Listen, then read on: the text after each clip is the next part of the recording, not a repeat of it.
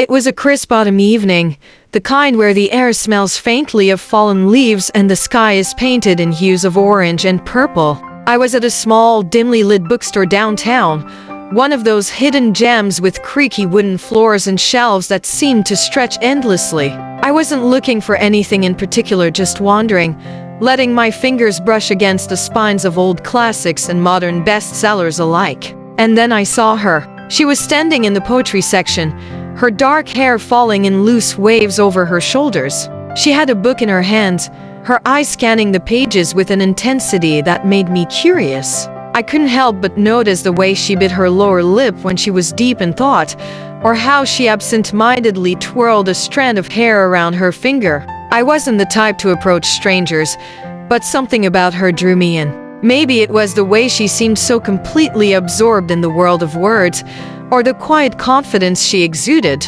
Before I could overthink it, I walked over and said the first thing that came to mind.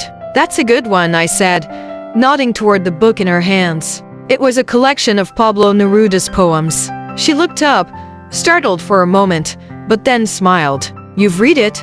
"A long time ago," I admitted, "but I remember how it made me feel. Like love could be written in every star." Her smile widened, and she closed the book gently. "That's exactly how I feel right now. I've been reading this poem." She flipped to a page and read a line aloud, her voice soft but steady. "I want to do with you what spring does with the cherry trees." I felt my heart skip a beat. "That's my favorite one," I said, almost too quietly. We talked for hours after that, sitting on the floor between the shelves, surrounded by the scent of old paper and ink. She told me about her love for poetry, her dream of traveling to Chile to see Neruda's home, and how she believed in the magic of small moments. I told her about my passion for storytelling, my fear of never finding the right words, and how I had always hoped to meet someone who could make me believe in love at first sight. By the time the bookstore owner politely kicked us out at closing time, I knew I had found something extraordinary.